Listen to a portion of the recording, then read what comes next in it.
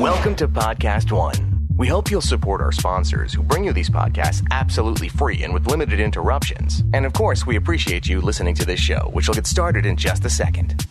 The following program is a PodcastOne.com production. From Hollywood, California, by way of the Broken Skull Ranch, this is the Steve Austin Show. Give me a hell yeah. Hell yeah! Now, here's Steve Austin. All right, everybody, welcome to Steve Austin Show. I am coming to you from Sparks, Nevada, out here at my brother-in-law's house. Yeah, we done took the in-law out of him. He's just my brother now. Mitch Bailey, owner, proprietor, Nevada Hunting Services. Just got back from a mule deer hunt. If you want to follow Mitch on social media, this old roughneck finally got him a social media account, Nevada Hunting Services. Best guide in the state of Nevada.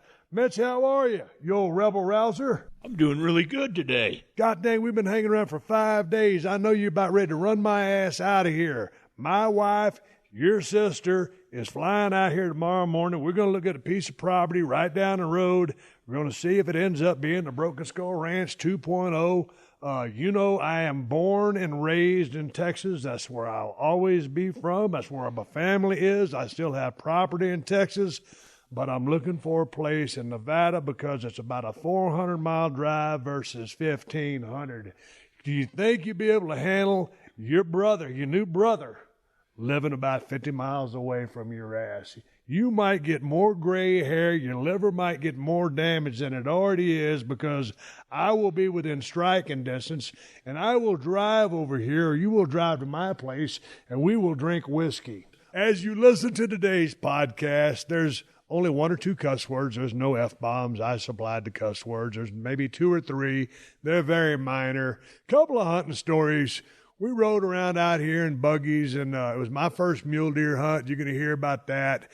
And then Mitch took his daughter, his youngest daughter, on an elk hunt, and she makes some great decisions and has a successful hunt. And he tells that story because he was very proud of her. It's interesting out here, man. This is rough country out here. And the story, like when you dropped your daughter off, Andrew, you was about 20 miles away and was pitch black when you came back, and she had to make decisions on her own. This is great. I'm really enjoying being out here. You know, one of the favorite things I enjoyed when we went to Deer Creek Ranch, about 80 miles out of Winnemucca, and we just started getting in a UTV as me, Mitch was driving, his good friend Casey and his good friend Royce, and we just started riding down these roads. And hell, I thought we'd only gone 10 or 15 miles. Turns out we'd gotten about, it was 30 or 35 miles, I think you said, to that old abandoned mine. Yeah. Yep. Crawled up in there, and I posted a couple of pictures of me standing in that mine shaft, and they had it walled off with a big piece of steel plate. And everybody had graffitied over it and says, "Do not come inside here." So I had to take a picture there. It's on my Instagram, Steve Austin BSR.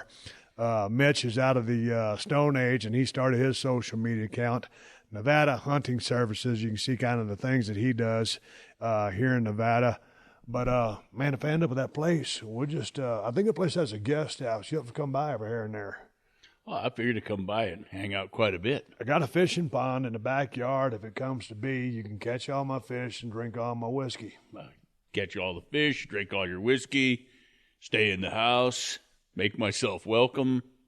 You bet. I'll take care of it when you're not there, too. Hey, I got something for you. Before we get into the podcast, last night we watched UFC 217. A couple of the fights at the beginning of the show, they were pretty good fights. But then finally we got down to the three main fights. Man, the Joanna, I never can pronounce her name right, Joanna Jurvetevec or what her name is.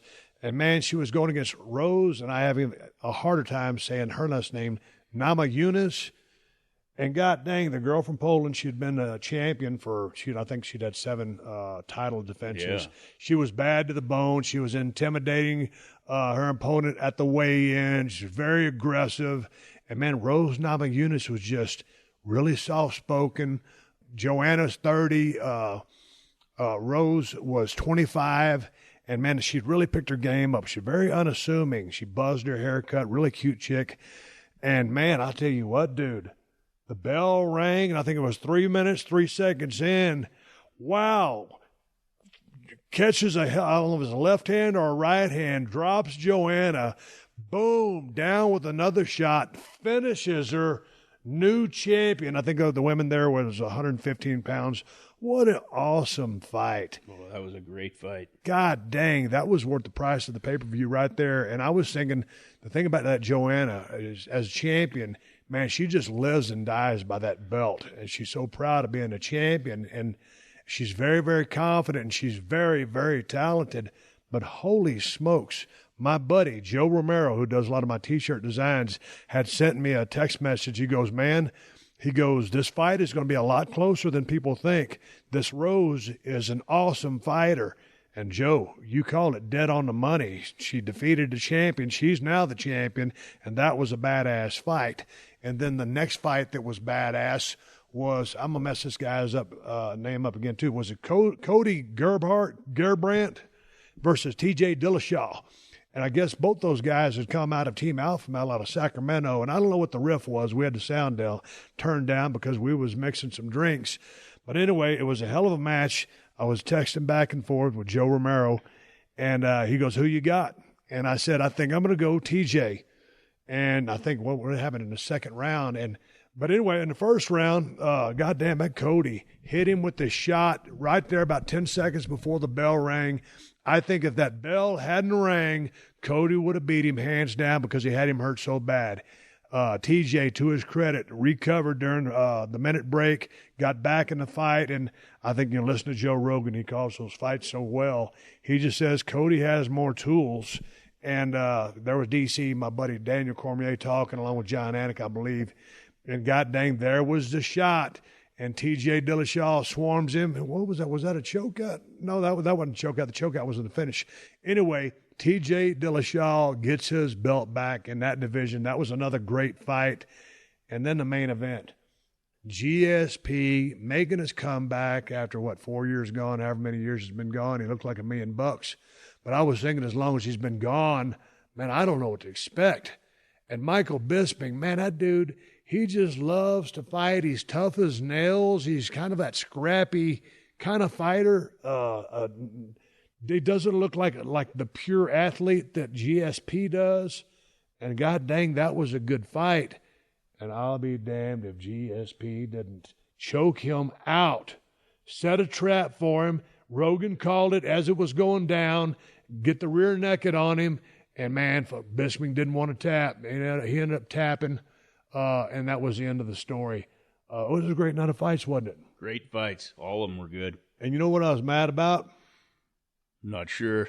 Well, I was mad at you because I thought we were going to fight him because you were having such a hard time ordering the damn fight, talking to the damn technician on your telephone, and she says, hey, it's going to be $4.95 extra for me helping you. And you're like, you didn't want to spend the extra $4.95. And I'm like, in the background, dude, just tell her you'll pay the $5. I'll tell her you'll pay the $5. And finally, you just blurted out, I'll pay the $5. What was up? I couldn't hear. You were flapping your lips over here telling me, do this, do that, do this, do that. You had your phone going. I got her on the phone. Everything was under control until you got all hot about it. Started telling me, do this, pay it, do this. Dude, I thought I was going to get some poster board and some markers and just say, like, yes, I want the pay-per-view. I'll pay you back for the pay-per-view because I'm the one to order the damn thing to begin with. No, you ordered me to order it. Yeah, but I was going to pay you for it. Was? I am. When I leave here tomorrow, and I can't wait to get out of here because hanging around with you 6 days has shortened my lifespan. I'm going to leave a $100 bill on the table. You can send me the change. I'm sure you're good for it. Change? Oh, yeah. Yeah, and here's a quick story for you before we get to the deer stories here on the podcast. I had an old buggy back in the day in my Broken Skull Ranch days, and y'all know I drive Kawasaki mules. I had an old buggy. It was in excellent shape, and I figured, man, if you want that buggy, I'll sell it to you. I made a good price on him, and we come to agreement on the dollar signs, and he whittled me down to damn near nothing, nitpicking the machine, haggling, kicking the tires, doing everything he could to devalue the vehicle. I said, finally, okay, whatever, just send me a check in the mail.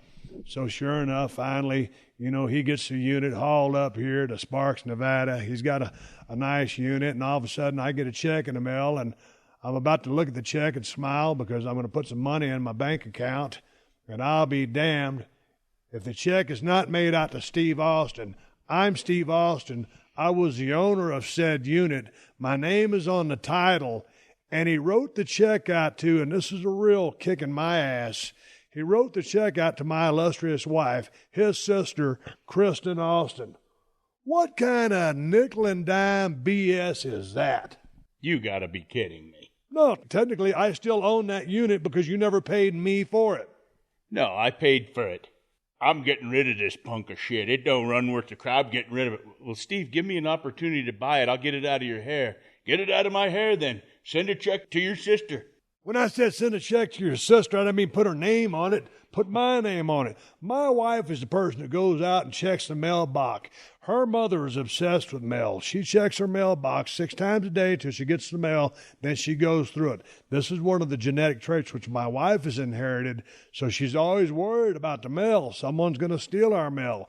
And we got one of those locking mailboxes that you can't get the mail out of unless you had a lock pick or something like that. But sure enough, she goes out there, gets the mail out, I open it, I'm happy, I'm going to get some money, I can go trade or get a sign or something like that. And no, the check is made out to my wife. That's right. I'm calling bullshit, and this is a family-friendly podcast, but I'm calling it right here, right now to your face. What are you going to do about it?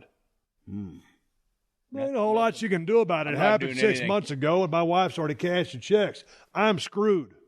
Do you feel good about that? Do you feel better about yourself that you just screwed your new brother? No, because you attempted to screw me on it. Get rid of this hunk of whatever. It doesn't run worth it. Give it to my brother-in-law. So I'll sell it to my brother-in-law, top dollar. Give it to my brother-in-law. Get it out of here. You never told me about all the work had to be done to it before I got it. Just get it out of here. And then I paid top dollar for it, and I got it. Didn't even run.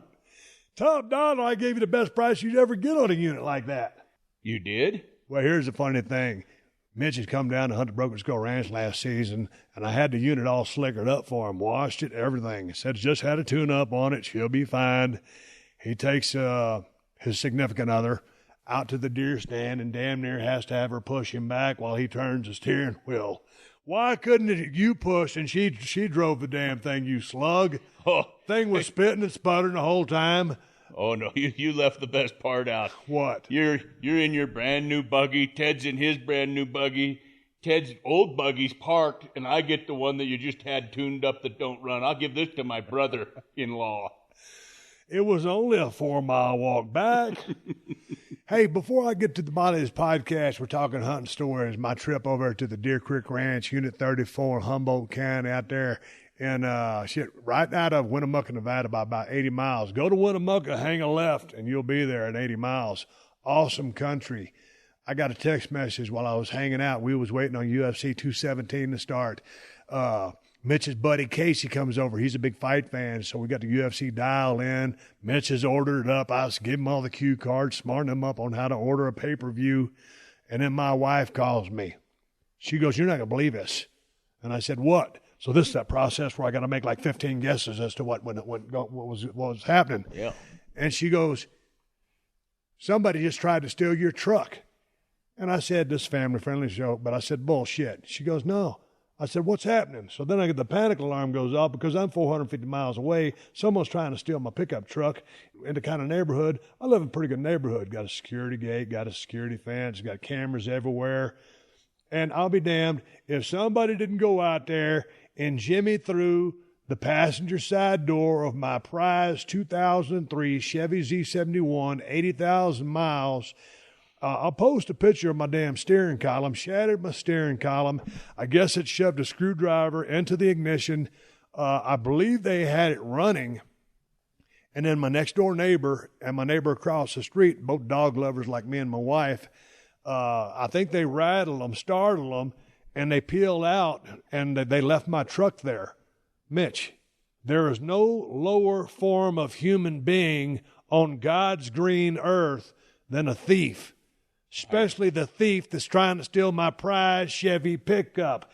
If it had been my 95 Ford Bronco, I might have keeled over right there on the spot. But I love that damn pickup truck. Can you believe I'm sitting here hanging with you last night and right there? And I'd been thinking just a few days before, as long as I lived in L.A., you always hear about these cars getting stolen, and sometimes on the computer I'll always read those articles, top 10 vehicles that thieves like to steal.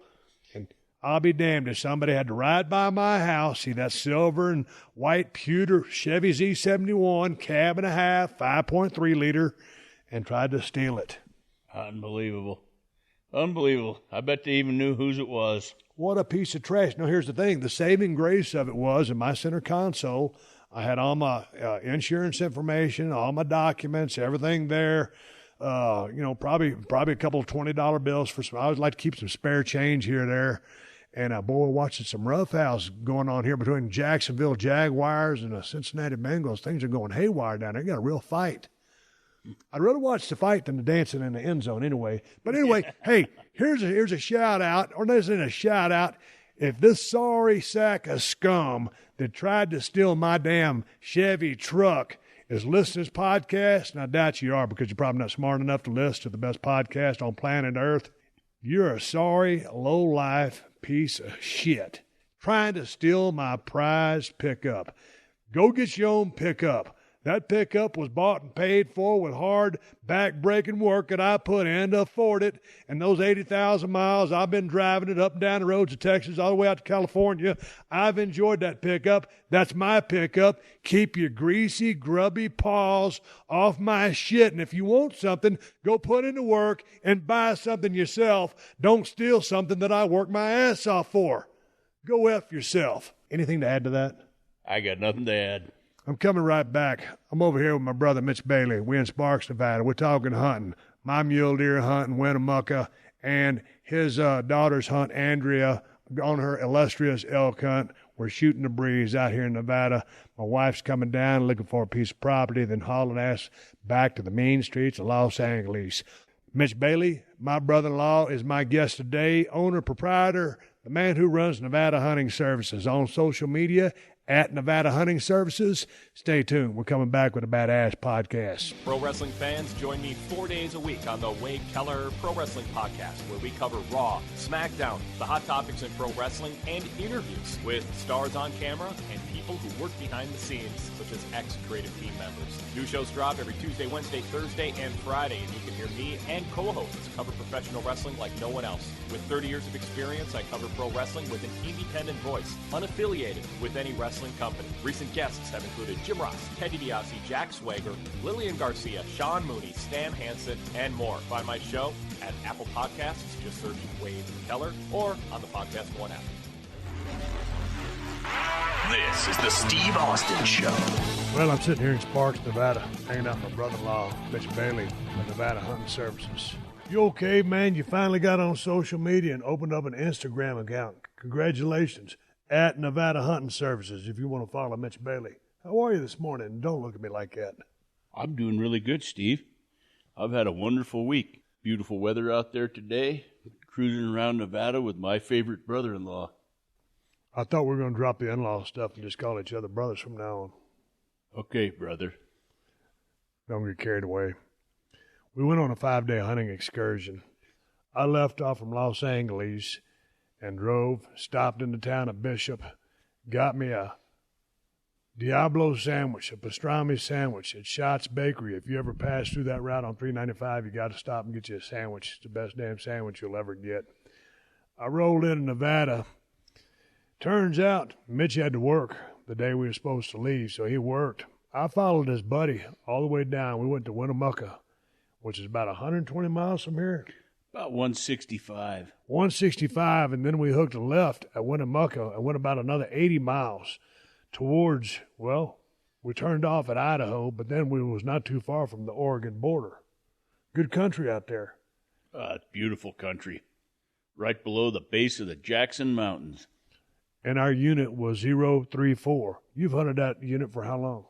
I've been hunting 034 for about 35 years. Man, I always tell everybody, you know this whole state like the back of your hand because it seems like you've hunted pretty much all of it. Is that true? I'd say that's pretty accurate. I can't think of any area in the state I haven't hunted at least once or several times. And I was telling you earlier, you know, you always come down to my place, you know, whenever you got a chance through the 10 years that I owned the Broken Skull Ranch, and you got to get out in that brush country, which was South Texas. And I got out here and I was thinking, you know, I loved the place that I had. It was 2,000 acres. It was shaped like a rectangle. And it was, I'm used to the brush country. I'm used to everything having thorns on it, some green stuff and everything like that. And I come out here to this big country, and a lot of it's kind of brown, and it's beautiful, but it's different. And, man, the thing about it is out here, I need to go get me a compass or a GPS, because if you was to turn me loose on some of this property, because you're talking about hundreds and hundreds and thousands of miles, dude, that first day we drove around, I was lost as hell. How do you maintain your bearings? Well, again, you're 57. You've been hunting this country since you were 16, right? That's right. Yep. Do you ever get turned around anymore? Oh, no. Not in Nevada, Steve. All you have to do is figure out where the biggest mountain is and know whether you're northeast, south, or west of it, and that'll give you your bearings. You're not used to the mountains. That's what's going on with you. You're used to the flat country. And it goes back to our favorite movie, Jeremiah Johnson, when Bear Claw told Robert Redford, he says, mountains got its own ways. You got work to do. That's when he taught Jeremiah Johnson all the stuff about survival in the mountains, and then there goes the movie. If you ain't never seen Jeremiah Johnson, you got to see it, because most of the time when me and Mitch are riding down the road, and we rode down the road extensively all week, and then yesterday we rode up to his hunting cabin in Gerlach, where they have the Burning Man festivities, whatever it's called. And half the time we're reciting lines from Jeremiah Johnson, whether it's conversations of Robert Redford with Bear Claw or Dale Jew with an E. We pretty much have the whole dialogue remembered verbatim. Pretty much. I saw it right off. Hey, man, let's talk about, I want to get into Andrea's elk hunt, but before we get into Andrea's elk hunt, let's talk about my mule deer hunt. Man, if you guys know, I've been hunting the Broken Skull Ranch for the last 10 years, and prior to that, ever since I was about 7 or 8 years, following behind my dad in the woods, me, Scott, and Kevin chasing white-tailed deer. So I've been hunting, man, for 40-some-odd years. And it's always been whitetail, dove hunting, stuff like that. We never did really get into ducks, geese, stuff like that, and quail. My dad never had a dog. So our hunting was always whitetail deer and dove. And my dad fished a lot because we was on the Gulf Coast. We grew up fishing for redfish and trout. So this is my first mule deer hunt.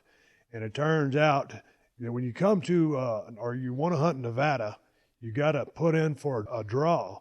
Explain that process, because I got a landowner permit, Mitch, and I had to pay for it, and I thought it was a good deal. What's the story about hunting in Nevada, how you guys have to draw? Because in Texas, most of the land is private. You buy your hunting license. If you know somebody that has property, or you have property, or you are on a lease, because of the license, you're able to go take as many deer as are allotted in the particular county that you are hunting in. So tell me about the draw system, or smarten everybody up about how you get the opportunity to hunt in Nevada. Well, Nevada is a very desirable place to go hunting, and a lot of non-residents and residents alike would love to go hunting every year for big game. Small game, and that's open to everybody. It's over the counter, but for big game, we have a lottery system. You apply online or paper form in about March or April. You buy a hunting license, and then you go online or do it the paper method, and you apply for all the species of big game that you're interested in, and then in May they have a drawing and award the tags based on who was successful in the draw. And sometimes you can wait years before you get your opportunity to go hunt. So when you do get that tag, most people take the opportunity and put a lot of effort into it. Now, you're a master guide, and the one particular tag that you've been putting in for, 33 years, right? For 33 years for the California Bighorn sheep tag. I still have yet to draw it, but it's coming. I can feel it. So we went out there, and it turns out Mitch has some great friends over at the Deer Creek Ranch, right out there in Humboldt County, 80 miles out of Winnemucca. That's where we're hunting. And we rode up in there. I followed his buddy down there. Mitch had to work, so I followed his buddy Royce down there, who was pulling his buggy. I was in my GMC Yukon XL, four-wheel drive. And we headed out there, and we rolled in, and we got in the damn pickup truck, and we started rolling around, seeing some of that country. And, hell, I went fly fishing for the first time. And Royce broke down the technique for me and put a fly on the end of, well, a little lure on the end of my damn fishing pole. And, man, it wasn't like I was Brad Pitt in Legends of the Fall whipping that damn fishing pole around. I only had a couple of birds' nests to get tied up, but I actually did pretty dang good. I didn't catch a fish, and neither did Royce. He got one damn near at the bank. They weren't really biting that day, but the country was beautiful. And then you rolled in that night, and god dang, we commenced to drinking whiskey and getting ready for the hunt. So this is a different kind of hunting than I've ever been a part of, because down there in South Texas, because you're in the brush country, you're able to hunt over bait. Well, obviously, in the state of Nevada, that is no can do. And so in the unit that we were on, 034, how many acres or square miles would you say that area was? 3,200 square miles or more. Let's see, it's about 80 miles long and about 30, 40 miles wide. All right, man. So we got out there. We got up at 5 in the morning. No, we got up at 4 because we left at 5. Yeah, we got up 4, left at 5. We got up at 4 in the morning, coffeeed up, left at 5, and Mitch had his Toyota pickup. We had the buggy on the back of a trailer. We drove about 25 miles back in, dropped the buggy. It was colder than hell, and then we started driving. Sun started coming up, and we were just riding around. So the hunt went on. We had stumbled across a couple of deer. Yeah, a couple early herds of deer and a couple of young forky bucks. And we ended up just riding around. And then for a while, we would pull over in these areas. What were the areas you would describe that we started glassing? We were up in the Black Rock Range at the summit, probably, I'm thinking about 9,000 feet. And a lot of rim rock, lower elevation, aspen grove, brush, high brush country, some boulders. Not a lot to hide in, but they can hide in it really good when they do. Man, it's predominantly sagebrush out here. The interesting thing was, when we started glassing, I'd asked Mitch, I said, well, what are we going to do? He goes, well, we'll just ride around for a while, and we'll just kind of look, and then we'll get out, we'll put our lawn chairs out, and not really lawn chairs that you would lay on the beach in. It's just kind of a camping type chair. And him and Royce had these chairs set up, and they got these spotting scopes on a tripod mount.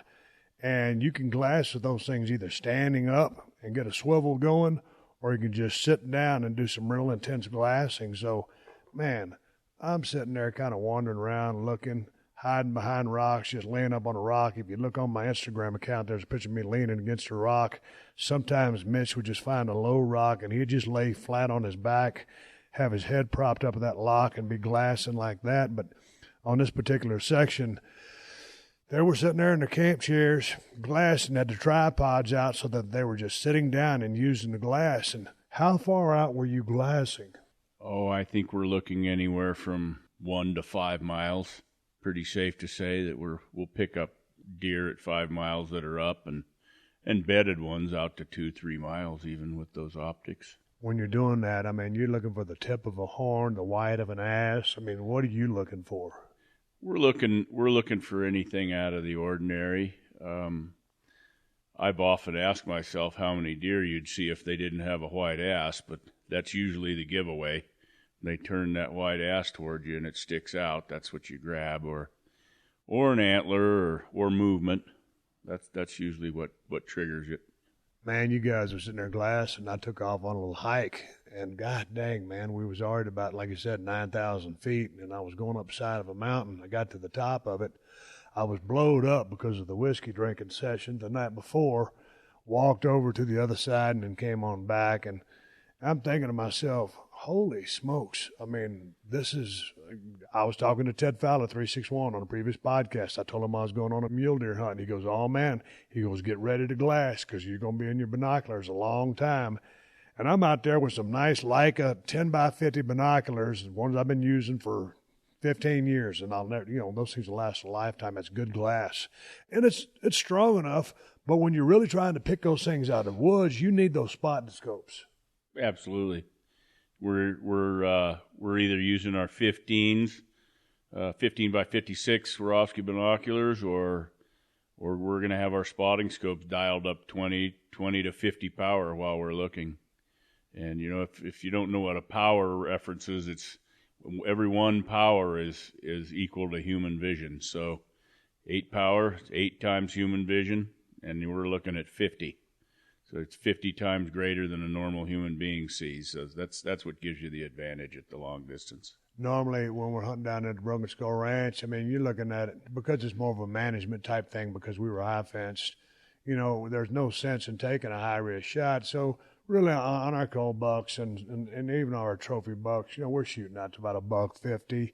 Now, if it's a coyote, or if it's a hog or something like that, me and Ted, you know, we're letting stuff fly at 300-400 yards. So I went out to the shooting range to do my due diligence, because you can't go hunting anywhere and not have your gun dialed in and be a responsible hunter. So, you know, I love the .308 caliber, but because of the country that we were going to be hunting out here, I opted for the 7 mag, which is plenty of horsepower, shoots flat. I just had a basic old Leopold 3x10 scope. I built that gun in about 93 when I was hunting South Georgia with Mr. Wonderful Paul Orndorff and Ravishing Rick Rude, and my buddy from Alabama put that suppressor on the end of it, painted it up, camoed it out. It's a Model 700 Remington, trigger job, just shoots. It's just a stock gun, but it just shoots lights out. Went out to my buddy's house in Simi Valley, dialed it in. I was probably 2 inches high at 100, comes back on, dead on at 200, and just holding a frog's hair up at 300 was dead on, because after our conversations and listening to some of your hunting stories with your daughters, I figured I was probably going to be taking a 300-yard shot. Finally, on the first day, and my designated hunting days were November 1 through November 5th, and we took off that first day, November 1, and then we had been riding around since dark that morning, and then finally, give or take around 3 p.m., we come around a hill because we was about to go get into a location.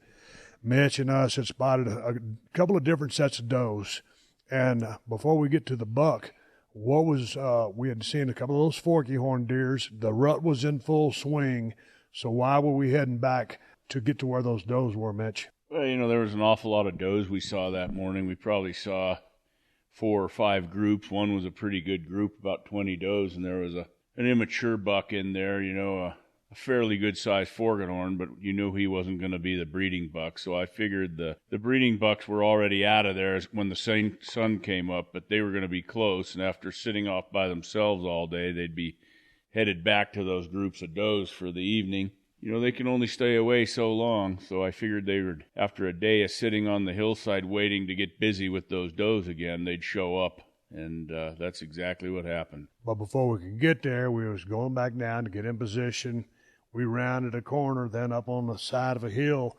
Man, Royce was in the back seat of the buggy. He goes, stop. He goes, buck right there, buck right there. And all of a sudden, I threw my glass up. I ranged him. As soon as I got that buck in my glasses, ranged him at 184 yards, Mitch says, God dang, you better shoot that deer. That's exactly right. I knew as soon as I looked at him, he was a buck of a lifetime. Big, heavy 4x4, and I knew what that area holds for deer, and I knew that was going to be one of the top 1% kind of bucks out of there, so gave you the green light. So I got the green light, and here's the thing. I had the gun in a gun holder in a soft carry bag. So Mitch says, you better shoot that deer. So I looked at the deer, ranged at 184. This all happened in literally 3 seconds, so then I start going to work, unvelcroing the case out from the gun holder, unzipping the case, taking the 7 mag out, putting a shell in, getting a rest on the top of the buggy, and then I was too far off to the right. I was zoomed up to 10, couldn't see the animals, and man, I'm used to South Texas whitetail. If something out there is in that open, it's just going to take off and bolt. So I said, God dang it, where are they? He said, go left. I went left. There they were. And I'll be damned if they were just standing there looking at me. And the thing about it is, it was lucky for me because one of the smartest animals up in this neck of the woods is the mule deer buck. And why was he so damn stupid to stay there and just present himself like he did, broadside fashion? We were close range for this kind of country at 184 yards. Was he that deep in the rut? That's all his mind is on, is those does. It's all he cared about that day. That buck, as smart as he is, when that rut starts, there's only one thing on his mind, and he puts everything else aside, and his goal and his objective every day is breed as many does as he can. and it doesn't seem like anything else matters to him. So that's why he held up. I'm pretty sure if those does would have run off, he'd have gone with them, but they held up too, so it all worked out. But that's good. what you were saying all along. He goes, man, I guarantee you, the first or second day, we're going to roll up on a big knucklehead. That's what you kept calling him, that big knucklehead. And he's just going to be dumb because that's all he's worried about is his breeding rights. If this was the unleashed version, I'd say he had his mind on one thing, and you know what I'm referring to, and it's those breeding rights. And so, man, I tell you what, there I was. I took a rest. And then, squeezed on the trigger. I know there's a lot of people out there that aren't into hunting. I won't go into the details. Dropped him clean, and we walked up on him, and it was one of those things where, no matter where you're at, whether you love whitetail hunting, coos deer hunting, mule deer hunting, elk, anything with a horn, there's always that thing when you walk up on it, if you've made a rash decision or something, or you didn't study hard enough, or all of a sudden it's called ground shrinkage. And it's like, holy smokes, he looked a lot bigger in the glass or in the scope, and you walk up on him and that damn thing is not what you thought he was. Well, that wasn't the case with this buck. The closer I got to him, the bigger he got. And so all of a sudden, I went out there, first mule deer hunt. Unit 34 is not really known traditionally as perennially or every year known for producing gigantic bucks. So I was going out there with the hopes of maybe getting a 140 to 150 class buck. I wasn't really going to shoot anything smaller than that just because I wasn't going to. Right. I'm looking at all the stuff that you have in here, and there's some awesome animals in here and a couple that are on the medium size. But I was just hoping to get a 150 class buck. And this buck, we didn't score it, but just by eyeballing it, I think it's probably – as you said, right at a $180. Yeah, there's no doubt it's a 180-inch buck, and back to that ground shrinkage thing. I knew as soon as I looked at it, it was going to be a great buck, and then you always have those second thoughts when you walk up, and it didn't shrink at all. It grew, and it's just a beautiful buck. And Royce was good, man, because he spotted him first, had his glasses up. He goes, man, deep forks. He's a 4x, and that's when you said, God dang it, Steve, you need to shoot that deer, and that's when I went to work.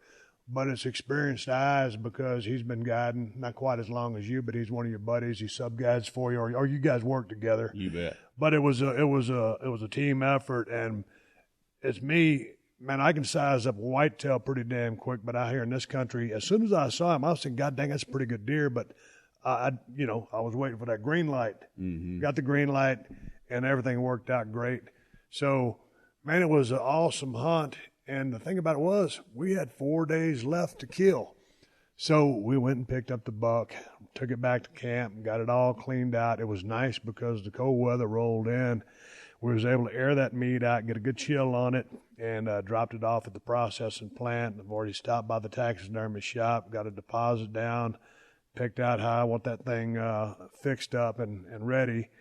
And then the next day, we were going to go out and mess around and go try to shoot up some coyotes or something like that, but the weather system blew in, kind of changed our plans. Boy, did it ever. Rain here and snow the whole day. So we decided to pull a Hank, and that means get out of Dodge. We spooled up after about 2 days in there, and God dang, as you guys know, man, I've been on a heavy keto diet and whiskey, and I was trying to, here's a good thing, Mitch. I told Kristen, I said, there's no way I'm going to go out on this hunting trip because I know these guys, they're going to drink their whiskey, they're going to hunt, and Mitch's snack box in his buggy, dude, that is the most. First of all, you're probably the best guide in the state of Nevada, but that snack box of yours is pure bullshit. Chips, cookies, garbage. I was sitting there. I was eating my macadamia nuts. I had a jar of peanut butter with me. I had some tuna fish packs. I had some avocados that I was eating. I was trying to eat halfway good. And then, of course, the nightfall would come, and we'd go to whiskey, and God dang, Royce made a big old batch of some macaroni cheese casserole. And I told him, I said, dude, I can't have that. I'm eating keto. Well, about 2 drinks later, I was about 2 scoops into that macaroni and cheese casserole, and it was lights out. Dude, when you ain't eating no carbs in about 8 months, and you get a hold of some carbs, it's like crack cocaine. And I've never done crack cocaine, but it's got to be exactly like it. And I opened my passenger side door on my Yukon XL, and Mitch peered in there, and he goes, "Are those 2 dumbbells?" And I said, "Yep, I have my dumbbells, I have my weightlifting belt, and my straps." Because I went to the gym 2 days that I was here waiting on you to get off work. And to this day, we're 5 days into my trip. I'm leaving tomorrow to go back to Los Angeles. Those dumbbells have not left my back seat. I have not touched them one single time. So the workout, it's funny because when you get out there, you're running and gunning so damn hard between getting up at 4, getting breakfast in by 5, making that long distance drive. I mean, it's a long stretch. Normally, when you leave from camp at my place, you're at your deer stand, and anywhere from a half mile to 4 miles. Yeah. Yeah, that not so fast, my friend, out here. But then when you get all the work done, go back to camp, shoot the breeze, or stop by, do some fly fishing. You ain't got time to work out. So I didn't get my workout in, Mitch, but I hiked plenty. Yeah, you did. You sure did. At high altitude too. But I think maybe you should have carried your dumbbells with you. Yesterday we decided, because I had an extra day, and I'm waiting. I got one more day before I got to head back to Los Angeles. And he says, "Well, hey, man, I thought since you're interested in seeing Nevada, because I've been looking around out here, I've been trying to find a piece of land out here. As a matter of fact, I'm looking at a piece tomorrow, and that's why I'm on a holding pattern." He goes, "Man, you've seen this part of the country, Winnemucca, up towards, the Oregon border, out there not too far from Boise, but through that town." And he goes, "Why don't I take you up to Gerlach, and I'll show you my hunting compound that he built out there." So, man, we got in his Toyota Tacoma. We lit out. It was about 150 miles to his camp, and went through the town of Gerlach. And, man, I've been hearing Mitch talk about Gerlach forever. And it turns out that's where they have the Burning Man festival every single year, right? They do. How long has that been going on? Because you've been in Gerlach. When did you build your compound? I built it in 2010. Well, has Burning Man been in Gerlach for like 20 years? Yeah, about 20 years. They've been going up there and turning the place upside down, and it's grown up to 80 to 100,000 visitors a year now for that. Is that helping the local economy, obviously?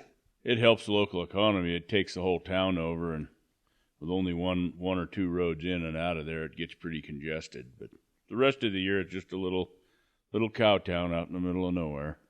So we go to Mitch's hunting compound, and man, he's got 2 little cribs built out there, one for him, and he's got the other one for his clients that he puts them up in. And man, he's got like a king or queen size bed in there. He's got a cooking range. He's got a window unit air conditioner he'll pop in whenever it's summer. He's got a heating system in there. He's got a generator. That shower you rigged up with hot water, 35 pounds of pressure out there in its own building, and then the outhouse. We won't get into the outhouse story because this is a family-friendly episode, but I made a deposit. And the rib was, I really needed to go to the bathroom, and there's the outhouse about 50 yards away from the compound for obvious reasons. It's the outhouse. And if you've ever watched an old Western and seen the outhouse, that's exactly what it looked like, but it was made with T111, and, it's a nice outhouse. So he goes, "Here's the key." The key was a Phillips head screwdriver. He's basically got about a 6-inch piece of wood, screwed into one side of the outhouse, and the other screwed to the door. So that's how it's kept closed and open when he's gone.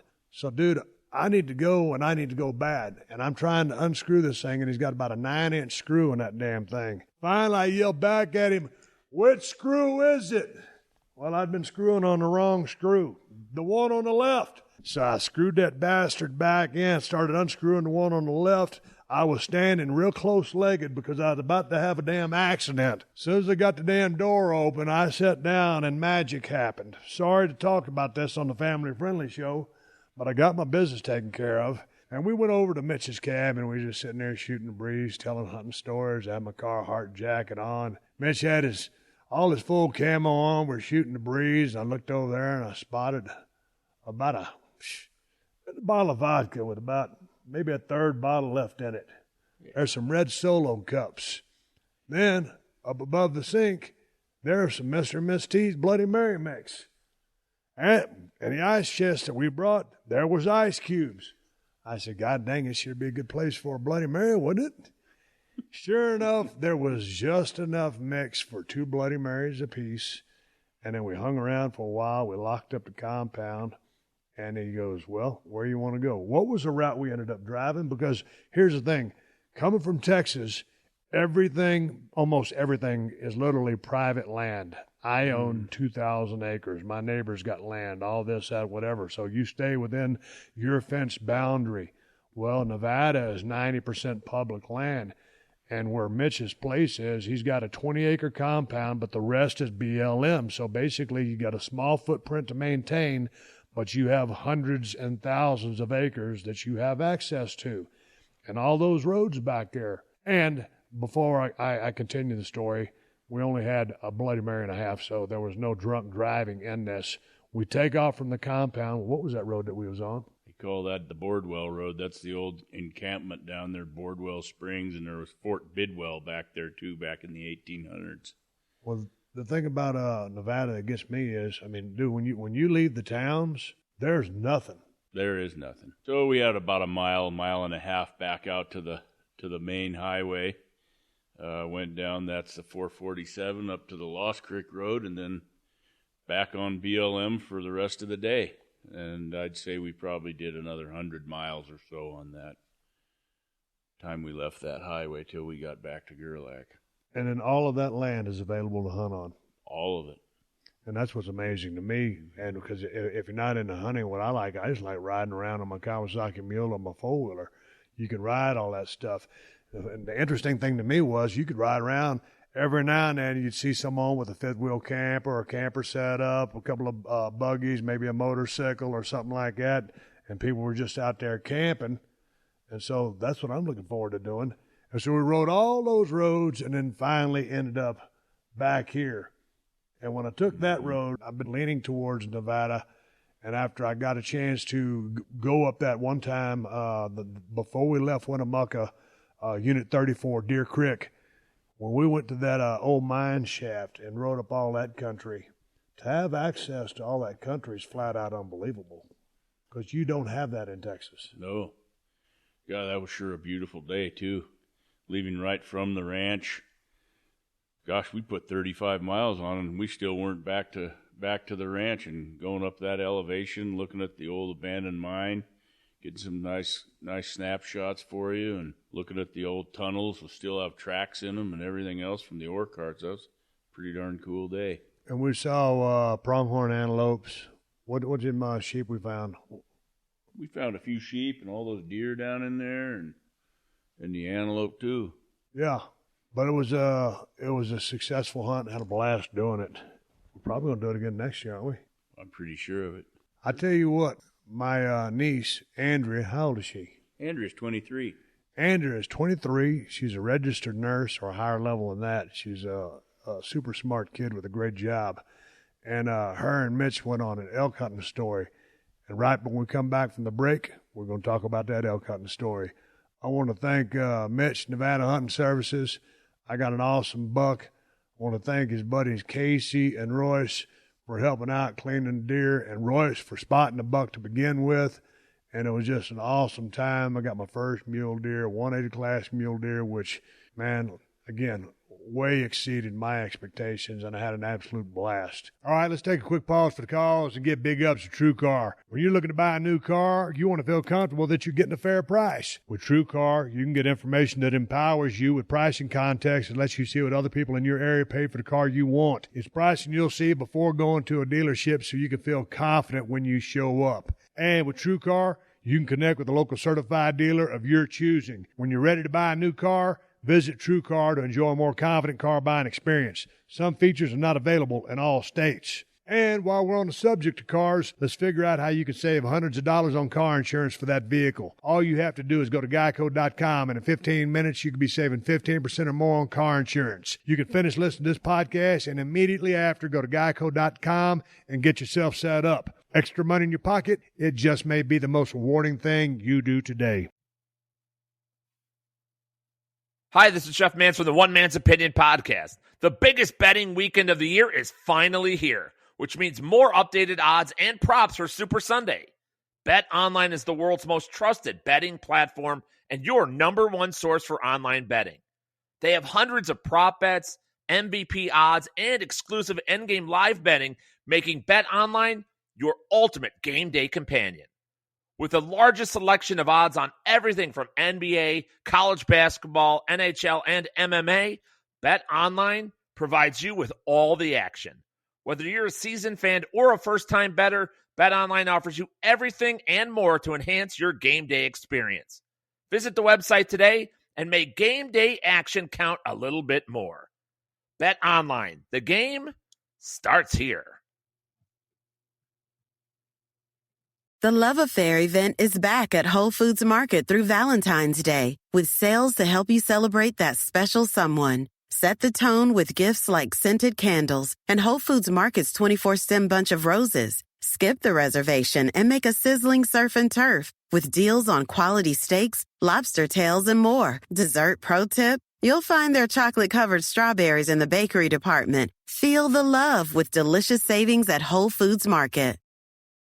Now on PodcastOne Sports, it's a family affair on Attack Each Day, the Harbaugh's podcast. We're going to attack this day with an enthusiasm unknown to mankind. Hear incredible stories on Sound of Success, the Dick Enberg podcast. Oh, my. And guess who's talking America's favorite basketball team? Hey, it's Jay Moore, and it is time for America's Lakers podcast. Listen on Apple Podcasts, the new PodcastOne app, and where else, Jay? PodcastOne.com. The Steve Austin Show. The Steve Austin Show. Well, you just heard the story of my hunt. I'd like to say that it was, there was way more whiskey drinking than I let on in that first part of the podcast. The hunt was extremely exciting. I'm kind of dialed down. We're talking at a low level here. It was awesome. But I've been dying to hear the elk hunting story from you and your daughter. So how did it all break down? What unit were you hunting, and how did this tag come to be? Because mine was a landowner tag. Explain real quick about a landowner tag, how you get one. Landowner tags are damage compensation tags that landowners that have developed agriculture that are getting their crops damaged by wildlife can contact the Department of Wildlife, and they will come out and count the number of animals that are in the developed agriculture causing the damage. And if you have 50 animals of the same species, they'll give you a permit for that you can keep for yourself to remove one of the animals or sell it. So a lot of the landowners prefer to sell those tags. They're pretty sought after, and the money they get from the sale of that tag compensates them for the loss of their crops. So I was fortunate enough there's very few of those left. Most outfitters and ranches have them already allocated to friends or whatnot, and they're well spoken for. So my buddies just happened to get one this year that owned the Deer Creek Ranch, and they offered it up, and I jumped on it and got a hold of you, and there you go. There's your tag. And that's how I got my hunt, because you've been putting in for me for the last couple of years, because I know I was going to sell the Broken Skull Ranch, so you started putting in. And I'm always too busy when I'm down there to come up here and hunt. Mm-hmm. So you've been putting in for tags for me. I haven't drawn anything yet, and you call me once your buddy said, hey, man, we've got this landowner tag, and it's going to cost you this amount of money. I said, yeah, man. I talked with the warden, my illustrious wife, your sister. I said, yeah, man, I'll take that landowner tag. So I bought it, and it paid off. So that's how I was able to hunt this year. If it hadn't been for the landowner tag, I'd have been SOL, out of luck. So thanks to the guys at Deer Creek Ranch for giving Mitch first shot at it, and Mitch giving me next shot at it. So when Andrea got her elk tag, she got drawn. She did get drawn. Andrea has been applying for elk since she was 11 years old. She's 23, so it took her 12 years to draw that elk tag. She watched her sister draw that elk tag, and it's the one tag that she's always wanted more than anything else. So knowing that, and knowing we hadn't hunted together for a while because of lack of drawing tags, I guess, I put her in for a muzzleloader elk tag, which is a little easier to get because there's not a lot of people that hunt with muzzleloaders. Especially once you have that many points, you want to have a good hunt that you have a good chance of success on, and muzzleloader hunting is really challenging and the success rate's really low. So she did draw that tag, and Hey, before you talk about her drawing that tag, tell people why a muzzleloader's success rate is lower than, say, a rifle. Well, you got a primitive weapon with no scope. They don't allow scopes in this state, so you basically get one shot. That one shot is typically a good close shot inside 100 yards or maybe a little more. That's a tough shot to make for most people, and they're not willing to risk, all their bonus points and whatnot on a muzzleloader tag, where even if you see a good bull, it doesn't mean you're going to get a shot at him. So that's the challenges of a muzzleloader. You get a lot of pressure in that, and you can't find elk. It's even more tough. So that's why the muzzleloader tag's a little bit less desirable. And the numbers. What is desirable about the muzzleloader tag is there's not a lot of hunters out there because they don't give too many tags. So what unit were you guys in, and you guys decided that y'all were going to stay? Was it a KOA campground or had trailers for rent? We stayed at the KOA campground in Ely, Nevada. Unit 111 is where we were hunting, which is right across the highway, Big Shell Mountains. And KOA offered Andrea, she wanted to put up a wall tent and go camp in the high country, but bad weather was supposed to be coming, and I told her we'd have enough challenges without having to worry about camp, so why don't we just stay at the KOA? What was the strategy? Because you've hunted this unit before, so You're going in for elk. How do you know where to set up? You looking for sign? Are you just going to start bugling? What's the strategy? Because me, being Joe Greenhorn, never elk hunted in my life. I don't know what I do. So what was the strategy? What was the approach? And then what ended up paying off? How it all unfolded? Strategy was to find them in the morning and use the rest of the day to get to them and hopefully put a stalk on them right before evening. So that was our strategy. And then if we were unable to find anything during the morning, we'd probably set up on some water, some springs for the evening, and see if any elk came into the canyon we'd set up in. You guys had a 9-day hunt. I just talked to Andrea because Chris and I were down here. We stopped by to visit her and check out her new crib. And, man, she was looking forward to the hunt. She's looking forward to hunt with you, but also because she'd been working so hard, she was hoping maybe y'all had success early and she could go back and kind of get some rest before she had to go to work. Mm-hmm. But it didn't happen on the first or second day. What day did y'all end up getting the action? I think she got her elk on the fourth day. See, we hunted Sunday, Monday, Tuesday, Wednesday, the fourth evening. And this is from before daylight all the way to dawn. Here's the thing about both your girls. I mean, they both have college degrees. They both have great jobs. They're both very feminine, but they're very strong and independent, and they love the outdoors, and they love hunting. Both of them are very passionate about it. But was Andrea getting a little frustrated because it was taking a while? Gosh, the first day we saw 2 or 3 bulls way up at 12,000 feet, and then that evening we set up on water and didn't see an elk at all. The next day we covered an awful lot of country, and it was the same result. Saw a couple elk really up high and couldn't get to them, and then the next day we went clear up north another 60, 70 miles, and that was an all-day affair and just about wore out. So we'd covered an awful lot of ground on foot, in the truck, glassing, 4 a.m. to 8 p.m. It's a 16-hour day. She was getting pretty tired and a little disenchanted because she hadn't even had an opportunity. We hadn't even had an elk within 2 miles of us at that point. Now, you said the bulls and cows are together. What was the rut going on, or was this just a period of time where they're traveling together as a unit? Well, the rut typically happens late September. We were October, third week October. But the rut came late this year, and the bulls were still with the cows. Some of them were. Some of them had broke off. There were some single bulls out there, but the little herds of cows we did see would have a bull or two with them. They'd bugle now and then, but they weren't coming to the bugle. They were just making noise, so that wasn't an option. We weren't going to bugle any bulls in that way. But when you do bugle a bull in, is that because you're messing with that dominant bull elk, right? Because you're infringing upon his hunting grounds. He's coming to check you out because he probably wants to fight you. Is that why they come when you bugle? Because just smarten me up about the psychology of when you bugle versus when you don't, and you're just trying to glass to pick some sign up or get a glimpse of one to make a sneak.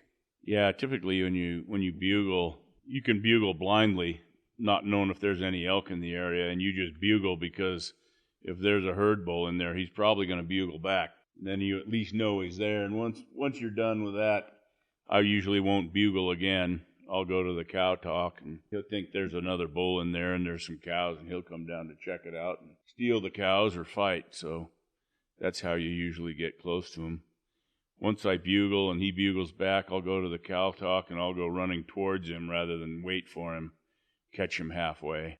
So how to break down when you guys finally had success with Andrea's bull? Well, because you said she had to make a hell of a decision. You said did. She's a stud. What happened was Wednesday morning, we were pretty well spent Tuesday night. I knew she was getting really agitated, just going a whole day with nothing. We'd actually found some bulls the night before and made a sneak in on them, and it was up in a shale slide, and we made so much noise getting in there we couldn't get a quarter mile from them, and she was a little dejected. That was our first opportunity. So the next morning the alarm went off at 4 a.m. and I told her to turn it off. We're going to sleep in today, so we did. It's hard to sit there in camp and not go hunting when that's what you're there for, but it's also good to get fresh legs and get your head cleared and get a little organized. So we just kind of hung around there till about noon, and then I got up and got everything ready for the day and gassed up and felt pretty fresh, took showers, and I had a strategy. I was going to take her into a canyon about 30 miles away. It's really heavily overgrown. Big sheer cliffs on both sides, and down below there's a water hole. And you have to hike into this country, and although it's tough to leave your 23-year-old daughter in a canyon by herself, the plan was that I was going to leave her in there.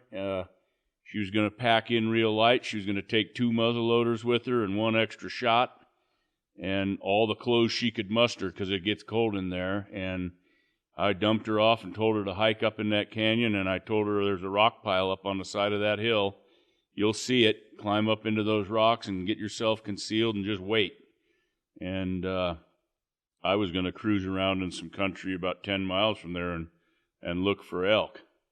So I set her on her way, and I told her about 5 p.m., turn your radio on and give me a call and let me know that you're still all right and tell me what you've seen. And so she sat in there about 2.5 hours, got her in there about 2:30, and about 5 o'clock she radioed me, and she hadn't seen a thing.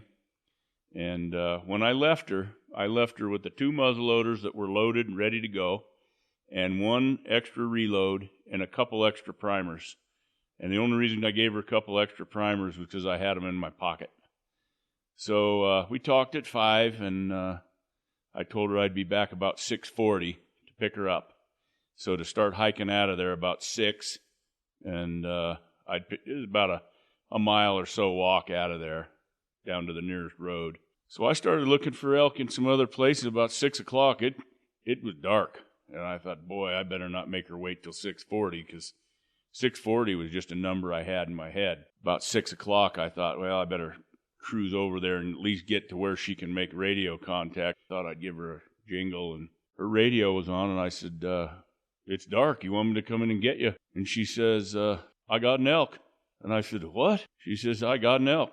And I threw the radio down and proceeded up that canyon about as fast as I could go. And when I got to the end of the road, there was my beautiful daughter sitting there on a tree stump with all her gear and her 2 guns. You got an elk? What the heck happened? She goes, well, Dad, I just sat there stoically, not moving an inch. And I thought maybe these elk are seeing me or move or something. And I looked over, and there was a big bull standing there at about 100 yards. I didn't use the gun you told me to. I used the other one because that's the one I'd been practicing with. And I have a fancy gun there with some fancy sights on it that she wasn't supposed to use. I figured she could use it in case she had to take a long shot. So she used that gun instead, and she drilled that bull right in the shoulder. The bull just stood there. The bull elk are a big animal, and they can take a wallop from a muzzleloader. So she said the elk walked up into the trees. So she grabbed the other muzzleloader to go get a finish shot on it, and she hiked off that thing, got into position, and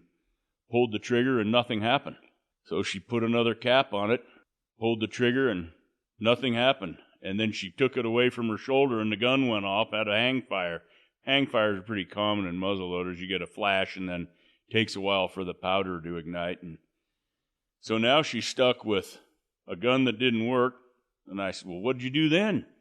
She says, I threw it on the ground and I hiked back up to the cliff and got the other gun and reloaded it with the only reload you gave me. And fortunately, I had an extra primer because you gave me one too many. And I hiked back down there and shot him again and killed him. I go, so where is he? He's up the canyon. And we hiked back up the canyon with our flashlights, and she got me right in there where he was, and I'll be darned if there wasn't a big old bull elk laying there right on the hillside where she killed him. All right, it's pitch black. What time is it? It's about 7 o'clock now. Okay, now here's where the work starts. What was the strategy then? Leave him lay till morning, or did y'all start carving on him? Nope. Elk's an awful big animal, and hers looks exceptionally large. I knew we were not going to pack that thing down that canyon, through the creek, over the deadfall trees and everything else, and get it to the rig. So I decided to field dress it right there on the ground and prop it open. Against her wishes, she was afraid somebody or something was going to steal that elk. And I said, well, they're going to have to be awful big and be a lot of them to get this sucker out of here. So we propped it open and field dressed it and got it cooled out. And I left my T-shirt on his antlers, kind of keep my scent around that area in case there was a predator nearby that might want to chew on it a little. And we hiked out of there, headed back to not the hotel, but the KOA there in the RV, and didn't get much sleep that night, anticipating what we were up against the next morning. That's what we did.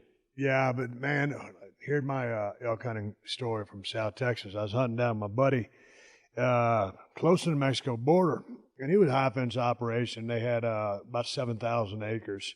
And he had brought in some elk because he thought it'd be kind of cool to have some elk. Well, it was, but then they started eating him out of house and home, and so we was out there white-tailed deer hunting. I took a couple cold bucks. Here comes an elk over to the feeder. He goes, Steve, take that bull. I said, no, man. I said, I'm really not interested in shooting an elk. I said, I'm just here for the whitetail. He goes, no, man. He goes, I'm trying to get rid of all these things because I brought them in and they're eating all my protein. I said, well, okay, if you want me to, I will. So I did. Well, about this time when I'd taken that elk, I think I was just recovering from yet another injury, whether something going on with my neck or whatever. But basically, I couldn't do anything. I could shoot, but I couldn't pick up anything heavy. Dude, as you know, because this is what you do, you've been guiding your entire life. Man, once you put an elk on the ground, that's when the work starts, because those sumbitches are gigantic. They are. And so the plan was the next morning we were going to go in there with pack frames. I didn't want to push the Ranger up in there any further than the road allowed us. And we grabbed 2 pack frames and all my knives and went in there. It was good and cold. It was about 20 degrees, so the meat was going to be good and cold. And, I started peeling away on that, and every time I got a quarter off of it, I'd load it in the pack frame, and Andrea'd haul it down to the Ranger, get it loaded on the Ranger, and then come on back up for the next load. And my 23-year-old daughter hauled an entire elk off the mountain, including the head and the antlers, and couldn't have been more proud. I've hunted with a lot of grown men in my life, but the decision she made shooting that elk, how she followed up, and the challenges she faced with the gun that misfired, and getting everything out of there. She not only, when she left, she gathered up everything and went down the steepest part of the mountain so as to avoid where the elk lay in case he was alive, didn't want him to run off, and waited for me. It was just pretty amazing. And then packing that animal out of there like that was something else. Hey, man, explain to people what the pack is, because I was getting ready to go on my hunt, and I was getting all my cold weather gear, and the guy says, hey, man, what do you call it, a frame pack? Pack frames, yeah. A pack frame. And I was like, man, I was looking at the structure that you strap on your back. It's like a big-ass backpack on steroids with these, it's a metal frame. Metal frame, so yeah. You can attach the head. It's got bags for the meat, for quartering the thing out, taking the back straps, all the meat off. So, you're not taking the entire body out of there. No, I take it a piece at a time, all 4 quarters, the back straps, tenderloins, the head, the hide, all that. And the pack frame itself, allows you to put it whatever dimensions you want on there. It's got a shelf on the bottom that everything sits on, and then you just tie it off to the frame with nylon cord or that, or, you know, you have them in bags. So really puts all the weight on your hips, not your back so much. How far were y'all having to pack that thing out? It was about a mile, you know, a couple creek crossings that were pretty steep, and, you know, those creeks cut into the ground so deep you're going straight down in it and then straight back up the other side. That's the challenge. More the downhill than the uphill. So you was pretty impressed with how it went down? Very. What a great day. Never been more proud.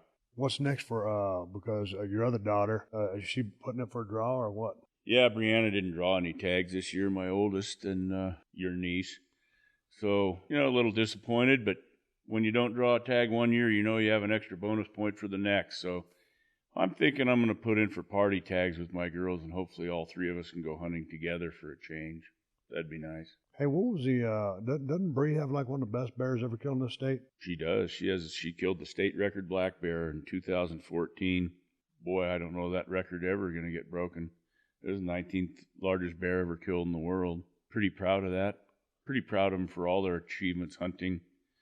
Hey, man, when I grew up, my parents got divorced, married my stepdad, and he was a whitetail deer hunter, so he got us in the woods. How'd you get in the woods and then, like, you didn't force it on them? How'd you get your girls hunting? You know, I've been trapping since I was a little guy, and hunting and fishing, and, you know, when you raise kids, they just tend to do what you do. I mean, you know, what are your choices? Leave them at home or take them with you? So I always took them with me, and Brianna and Andrea both were trapping and hunting with me with the time they were 3 years old. Fishing, you know, if they didn't like it, they didn't have to go, but they like it a lot. And we would put trips across Nevada together, just me and the girls, fishing trips, trying to catch every creek, stream, or lake across Nevada. And that was our annual vacation during the summer when they were out of school. And then when they were in school on the weekends, I'd take them on my trap line with me and hunting. So when they got to be 12 years old, there was no question they were ready to go hunting.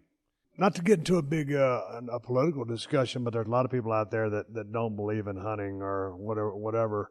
And like you or like your daughters, man, I grew up trailing my dad, and I went off by myself. It's something that it's one of the few things that I'm very passionate about and that I enjoy very much, whether, you know, hunting with you or being, you know, by myself, hunting down with Ted Fowler down at the ranch.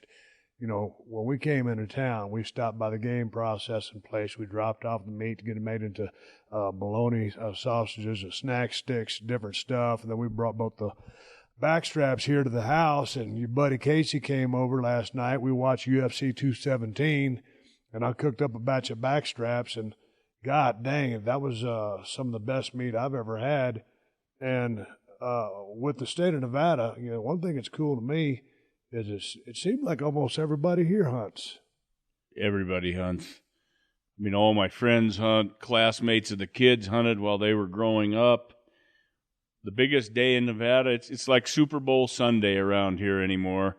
We have parties on the day they let out the information of who drew what tag.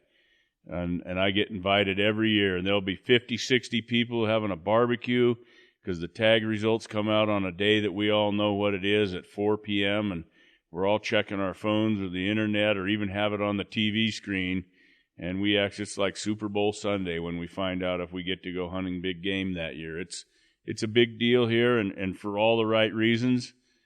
Like you just said, I mean, just over the last week, we've had some really great meals, filet mignon dinners, barbecued steak, etc.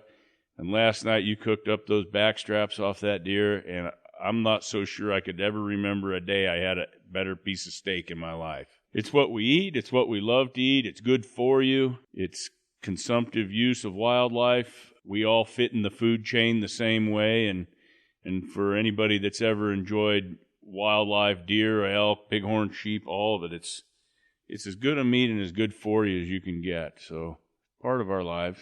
How much pressure do you guys get from the anti-hunters? We get, you know, in the legislature every year, they're always trying to take something away from us, and it's hard to imagine having ever, you know, had to fight that fight because, that I'm aware of, there's 50 states in this country and all 50 allow hunting. And yet all 50 endure some level of anti-hunting movement. And for the people that are pushing the anti-hunting, I don't know why they feel like everybody ought to share their beliefs and push it through politically. It's a tradition that's been with America since day one, and even before. We're not the only ones that hunted. The people that inhabited this country before we came here and hunted. It's something that goes with this country. And sure, there's alternatives. Go down to the grocery store and buy a steak, but that steak didn't happen any differently than how we took our elk or our deer, if you get my drift there. Yeah, at the end of the day, it is what it is. Hey, man, what's next for you? Hunting season's slowing down. You got your taxidermy business. Obviously, you got your regular job. You just booked, a bear or elk hunt? I just booked another bear hunt. That'll be our 4th one this year. And I've one more deer hunt in December, but I got a little break in between all this. I've got an awful lot of taxidermy work to get caught up with down there and get back to work, too. You know what? It's been so fun hanging out with you for 5 days, but I can't wait to get out of here tomorrow because drinking as much whiskey as I have, eating at the Mexican food restaurant Dos Compadres, and you had to pull a rib on me the other day. About a week or two ago, me and my wife was over here in Nevada, and we went to a Mexican food restaurant. Everybody knows Mexican food is my favorite food in the world. So I went over to the waiter guy, and I said, hey, man, the big dude, the 6'8" guy with the stain on his shirt, it's his birthday. Y'all think he could rustle up a sombrero and sing him happy birthday? And they said, oh, yeah, we can do that. And so Mitch played along, and when everybody was singing happy birthday, and so when I came down, me and Mitch went to the same restaurant, and he sidled off to go take a bathroom break, rounded up a waiter, and told him it was my birthday, and I'll be damned if a big black sombrero didn't show up. And all of a sudden, there was 3 guys at the table singing me happy birthday, so I sure appreciate the hospitality. Oh, it's been great having you, Steve. I look forward to it. More tricks and gags to pull on each other. That's how we roll.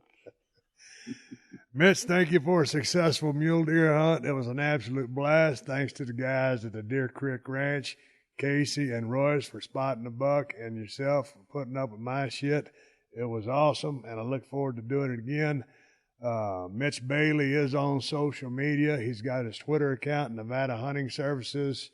He's pretty selective with who he guides these days because he can be, but you can find no better guide in the state of Nevada, and that's the bottom line because it happens to be true.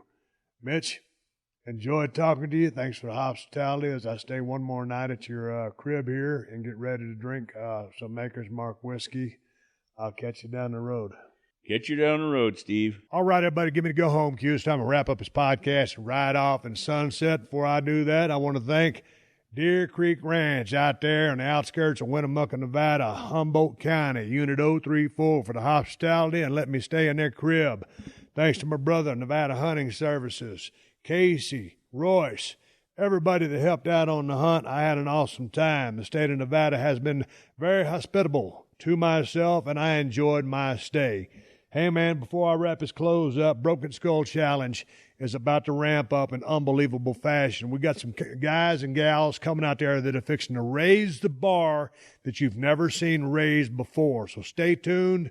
Check out CMT every single Tuesday night, 10, 9 Central. Set your DVRs right now if you have not set them at this point, because the season is about to go crazy. You must watch, and you must watch now, taking it to a whole nother level.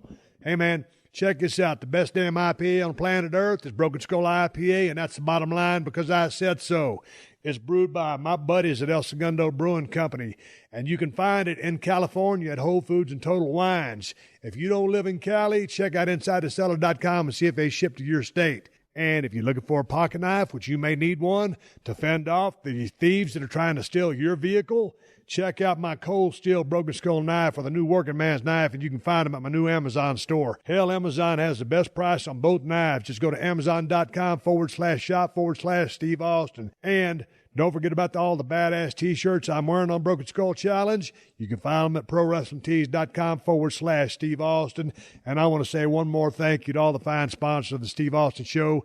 That's how I'm able to do this podcast for you twice a week for free. You can find all my sponsors at PodcastOne.com. Just click on the Killer Deals button at the top of the page and then click on the Steve Austin Show banner. And speaking of Podcast One, the new Podcast One app is now available for download at the App Store or Google Play. There ain't another podcast app like this one anywhere, and that's because the new Podcast One app is loaded with some cool features that let you do a lot more than just listen to your favorite shows. You can access behind-the-scenes photos, articles, and connect with other fans of the shows you like, and you can watch over 1,000 360 virtual reality videos. You can actually watch some of your favorite shows in virtual reality. It's like you're sitting right in a room with them. So get to the App Store or Google Play and download the new Podcast One app now. Folks, I am on social media at Steve Austin BSR on Twitter and Instagram. Until next time, my name is Steve Austin, and I will catch your ass down the road. This has been a Podcast One production. Download new episodes of The Steve Austin Show every Tuesday at PodcastOne.com. That's PodcastOne.com.